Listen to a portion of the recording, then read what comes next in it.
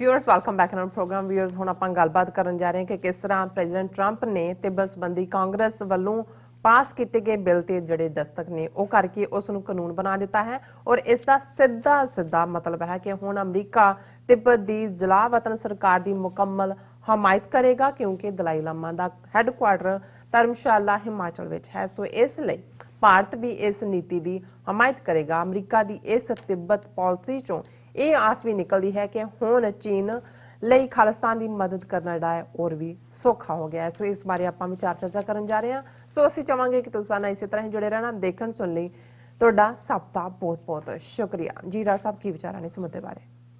ਦੇਖੋ, ਵੈਸੇ ਤਾਂ ਜਦੋਂ ਵੀ ਕਿਤੇ ਜੀਓ ਪੋਲਿਟਿਕਸ ਦੇ ਵਿੱਚ ਤਬਦੀਲੀ ਹੁੰਦੀ ਹੈ ਤੇ ਉਹਦੇ ਚੋਂ ਕੁਝ ਨਵੀਆਂ ਕ੍ਰੀਏਸ਼ਨਸ ਨਿਕਲਦੀਆਂ। ਅੱਛਾ।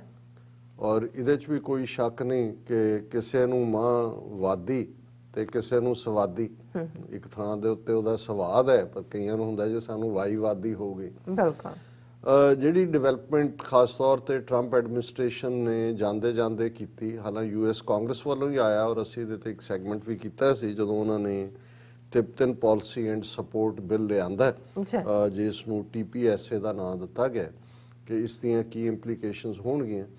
ਪਰ ਜਿਵੇਂ ਪ੍ਰੈਜ਼ੀਡੈਂਟ ਟਰੰਪ ਨੇ ਜਦੋਂ ਉਹ ਨਹੀਂ ਚਾਹੁੰਦਾ ਤੇ ਉਹਨੂੰ ਵੀਟੋ ਵੀ ਕਰ ਦਿੰਦਾ ਔਰ ਇਸ ਨੂੰ ਜਿਹੜਾ ਕਿਉਂਕਿ ਟਰੰਪ ਦੀ ਨੀਤੀ ਉਹਨਾਂ ਦਲਾਈ ਲਾਮੇ ਨੂੰ ਮਿਲਿਆ ਸੀ, ਉਹਨਾਂ ਦੀ ਏਡ ਵੀ ਬੰਦ ਕਰ ਦਿੱਤੀ ਸੀ। ਉਹਦਾ ਇਹ ਕਹਿਣਾ ਸੀ ਕਿ ਭਾਈ ਜਿੱਥੇ ਸਾਡੀ ਫੌਜ ਹੈ ਉਹਨੂੰ ਅਸੀਂ ਵਾਪਸ ਲਿਆਉਣਾ ਹੈ। ਅਫਗਾਨਿਸਤਾਨ 'ਚੋਂ ਵੀ ਟਰੂਪ ਘਟਾਏ 5000 ਤੋਂ 2500 ਤੇ ਕਰਨ ਦੀ, ਇਰਾਕ 'ਚੋਂ ਵੀ।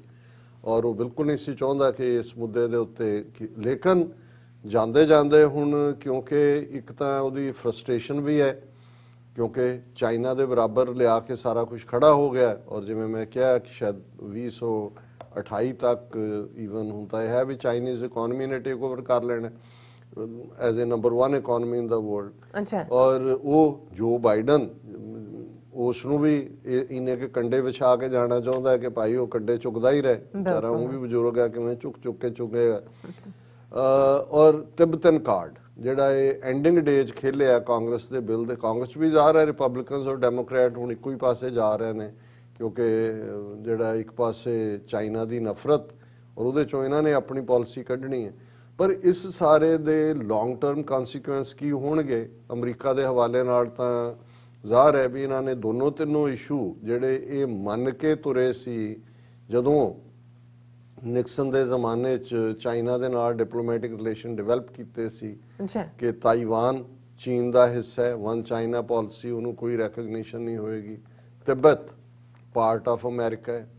ਇੰਡੀਆ 'ਚ ਵੀ ਅਟਲ ਬਿਹਾਰੀ ਵਾਜਪਾਈ ਨੇ 2002 ਦੇ ਵਿੱਚ ਜਾਂ 3 ਦੇ ਵਿੱਚ ਆਪਣੇ ਚੀਨ ਦੇ ਦੌਰੇ ਵੇਲੇ ਇਹਦੇ ਦਸਤਖਤ ਵੀ ਕੀਤੇ ਹੋਏ ਨੇ ਕਿ ਤਿੱਬਤ ਜਿਹੜਾ ਉਹਨੂੰ ਕਿਹਾ ਜੀ ਦਲਾਈ ਲਾਮਾ ਠੀਕ ਆ ਗਿਆ ਇੱਥੇ ਇੱਕ ਸਪਿਰਿਚੁਅਲ ਹੈਡ ਦੇ ਤੌਰ ਤੇ ਅਸੀਂ ਇਹਨੂੰ ਦਿੰਦੇ ਹਾਂ, ਇਹਨੂੰ ਕੋਈ ਅਸੀਂ ਇਹਨਾਂ ਦੀ ਕੋਈ ਗਵਰਨਮੈਂਟ ਇਨ ਐਗਜ਼ਾਈਲ ਨੂੰ ਮਾਨਤਾ ਨਹੀਂ ਦਿੰਦੇ ਔਰ ਇਹਨਾਂ ਨੂੰ ਕੋਈ ਨਹੀਂ ਕਰਦੇ ਹੁਣ।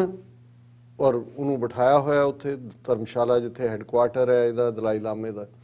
ਹੁਣ ਜਿਹੜਾ ਬਿੱਲ ਕਾਂਗਰਸ ਨੇ ਪਿਛਲੇ ਦਿਨਾਂ 'ਚ ਪਾਸ ਕੀਤਾ, ਕੱਲ ਜਿਹੜਾ ਟਰੰਪ ਨੇ ਫਰਾਈਡੇ ਉਸ ਦੇ ਉੱਤੇ ਦਸਤਖਤ ਕਰਕੇ ਉਸ ਨੂੰ ਕਾਨੂੰਨ ਬਣਾ ਦਿੱਤਾ December 28th rather.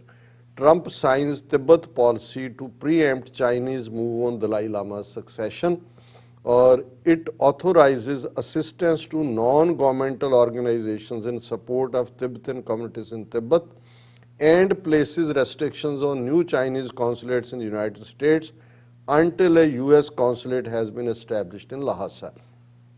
उन्होंने ਹੁਣ ਚਾਈਨੀਜ਼ ਕਮਿਊਨਿਟੀ ਅਮਰੀਕਾ 'ਚ ਬਹੁਤ ਵੱਡੀ ਹੈ, ਵਾਈਬ੍ਰੈਂਟ ਹੈ, ਸਪਰੈਡ ਆਊਟ ਵੀ ਹੈ ਔਰ ਬਹੁਤ ਵਾਰ ਜਿਹੜੇ ਕੌਂਸੂਲੇਟ ਹੁੰਦੇ ਨੇ, ਐਮਬੈਸੀ ਤਾਂ ਹਮੇਸ਼ਾ ਵਾਸ਼ਿੰਗਟਨ DC 'ਚ ਹੈ ਜਾਂ ਇੱਕ UN ਦੇ ਵਿੱਚ ਉਹਨਾਂ ਦਾ ਰਿਪਰੈਜ਼ੈਂਟੇਟਿਵ ਹੁੰਦਾ, ਪਰ ਜਿਵੇਂ ਤੁਹਾਡੀ ਕਮਿਊਨਿਟੀ ਜਿੱਥੇ ਸਪਰੈਡ ਹੁੰਦੀ ਹੈ ਉੱਥੇ ਤੁਸੀਂ ਕੌਂਸੂਲੇਟ ਖੋਲ੍ਹਦੇ ਹੋ ਐਡੀਸ਼ਨਲ।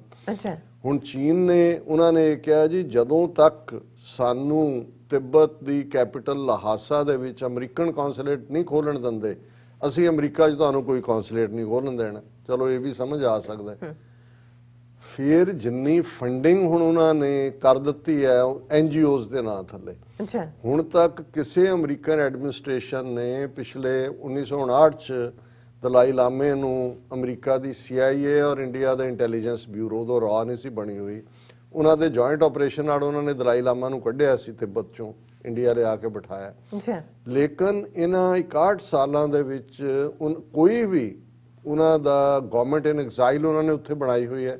ਦਲਾਈ ਲਾਮਾ ਆਪ ਸਪਿਰਿਚੁਅਲ ਬਣਿਆ ਹੋਇਆ, ਉਹਦੇ ਵੱਖਰੇ ਬੰਦੇ ਰੱਖੇ ਹੋਏ ਨੇ, ਪਰ ਉਹਨਾਂ ਨੂੰ ਕਦੇ ਅਮਰੀਕਾ ਨੇ ਨਹੀਂ ਸੀ ਸੱਦਿਆ, ਮਾਨਤਾ ਨਹੀਂ ਸੀ ਦਿੱਤੀ। ਪਰ ਕੁਝ ਮਹੀਨੇ ਪਹਿਲਾਂ, ਕੁਝ ਹਫ਼ਤੇ ਹੀ ਪਹਿਲਾਂ ਅੱਛਾ, ਉਹਨਾਂ ਦੇ ਜਿਹੜਾ ਗਵਰਨਮੈਂਟ ਇਨ ਐਗਜ਼ਾਈਲ ਦਾ ਨੁਮਾਇੰਦਾ ਹੈ, ਉਹਨਾਂ ਨੂੰ ਵਾਈਟ ਹਾਊਸ ਸੱਦ ਕੇ ਗੱਲਬਾਤ ਕੀਤੀ ਗਈ।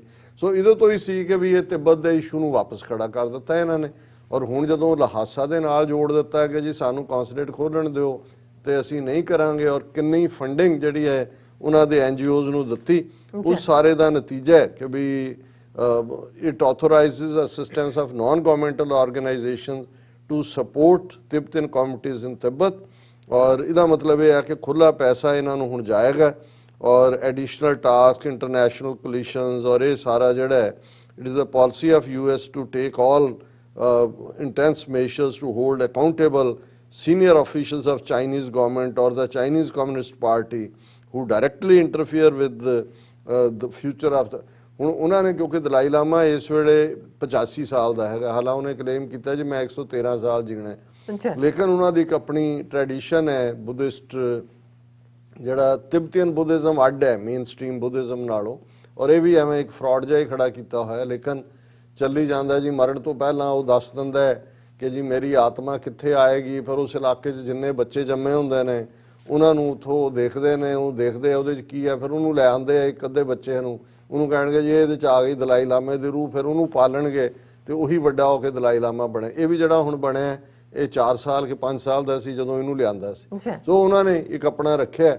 ਹੁਣ ਕਿਉਂਕਿ ਦਲਾਈ ਲਾਮਾ ਦੌੜਿਆ ਹੋਇਆ ਉੱਥੋਂ ਧਰਮਸ਼ਾਲਾ 'ਚ ਬੈਠਾ ਹੈ। ਨੰਬਰ 2 ਜਿਹੜਾ ਜਿਹਨੂੰ ਪੰਚਨ ਲਾਮਾ ਬਣਾਇਆ ਸੀ ਉਹ ਸ਼ਾਇਦ ਅਮਰੀਕਾ ਆ ਕੇ ਬੈਠ ਗਿਆ, ਕਿਉਂਕਿ ਉਹ ਪੰਚਨ ਲਾਮਾ ਜਦੋਂ ਆਈਡੈਂਟੀਫਿਕੇਸ਼ਨ ਪ੍ਰੋਸੈਸ ਹੁੰਦੀ ਹੈ ਤੇ ਉਹ ਉਹਨੂੰ ਆਈਡੈਂਟੀਫਾਈ ਕਰਦਾ ਵੀ ਵਾਕਈ ਇਹ ਬੱਚਾ ਇਹਦੇ 'ਚ ਗੁਣ ਹੋਣਗੇ ਜਾਂ ਕਿਵੇਂ ਹੋਏਗਾ। ਉਹ ਇੱਥੇ ਬੈਠਾ ਹੈ। ਹੁਣ ਜ਼ਾਹਰ ਹੈ ਕਿ ਇਹਨੇ ਮਰਨਾ ਤਾਂ ਹੈ ਹੀ ਹੈ। ਸੋ ਚਾਈਨਾ ਦੇ, ਕਿਉਂਕਿ ਸੀਟ ਤਾਂ ਉਹਨਾਂ ਦੀ ਤਿਬਤੀਅਨ ਬੁੱਧਿਜ਼ਮ ਦੀ ਲਹਾਸਾ 'ਚ ਹੈ, ਤਿੱਬਤ 'ਚ ਹੈ, ਤੇ ਚਾਈਨਾ ਗਵਰਨਮੈਂਟ ਨੇ ਹੀ ਜਿਹੜਾ ਉਹਨਾਂ ਨੇ ਬਣਾਇਆ ਹੋਇਆ ਪੰਚਨ ਲਾਮਾ ਉਹਦੇ ਤੋਂ ਹੀ ਡਿਸਾਈਡ। ਹੁਣ ਅਮਰੀਕਾ ਨੇ ਕਿਹਾ ਜੀ ਨਾ ਨਾ ਨਾ ਇਹ ਦਲਾਈ ਲਾਮੇ ਨੂੰ ਹੀ ਹੋਏਗਾ ਔਰ ਅਸੀਂ ਫੈਸਿਲਿਟੇਟ ਕਰਾਂਗੇ ਕਿ ਜਿਹੜਾ ਵੀ ਅਗਲੀ ਰੀਇਨਕਾਰਨੇਸ਼ਨ ਕਰਨੀ ਹੈ। ਮਤਲਬ ਇਹ ਹੈ ਵੀ ਇਹਨਾਂ ਨੇ ਤਿੱਬਤ ਦਾ ਫੱਡਾ ਖੜਾ ਕਰ ਦਿੱਤਾ ਹੈ।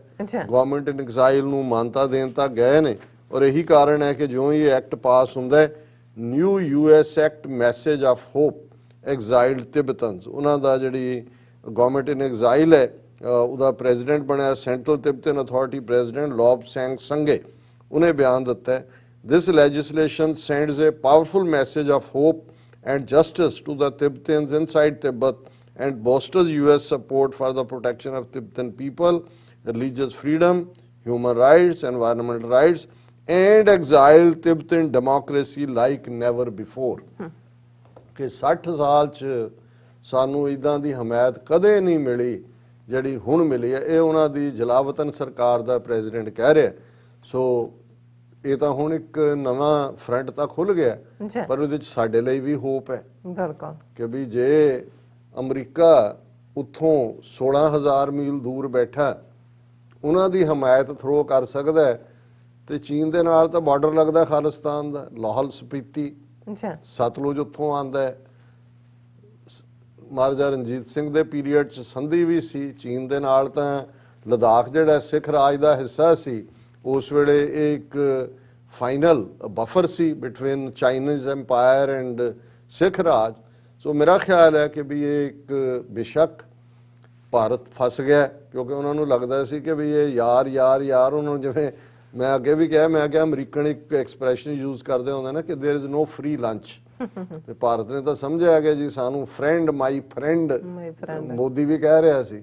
ਉਹਨਾਂ ਨੇ ਹੁਣ ਐਸਾ ਲਿਆ ਕੇ ਫਸਾ ਦਿੱਤਾ ਹੈ ਕਿ ਚਾਈਨਾ ਕਹੇਗਾ ਵੀ ਕੱਢੋ ਇਹਨੂੰ ਇੱਥੋਂ, ਦਲਾਈ ਲਾਮੇ ਨੂੰ। ਹੁਣ ਤਾਂ ਅੱਗੇ ਤਾਂ ਸੀ ਰਿਲੀਜੀਅਸ ਦੇ ਥੱਲੇ, ਹੁਣ ਤਾਂ ਹੋ ਗਿਆ ਕਿ ਬਈ ਪੋਲੀਟੀਕਲ ਕੰਡੀਸ਼ਨ, ਗਵਰਨਮੈਂਟ ਇਨ ਐਗਜ਼ਾਈਲ, ਮਨੀ ਫਲੋਇੰਗ।